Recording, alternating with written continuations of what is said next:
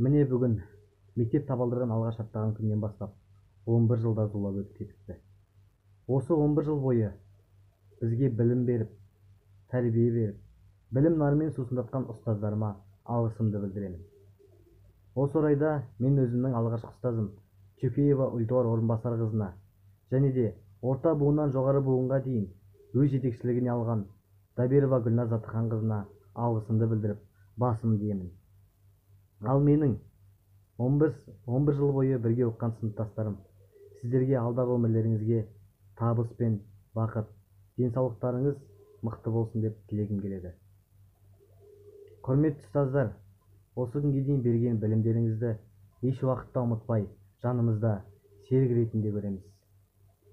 Ұстаз деген қасиетті адам бар. Біле білсең, сенің екі анаң бар. Бірі сенің туған анаң болса егер, ал екінші анаң ұстаз деген данаң бар.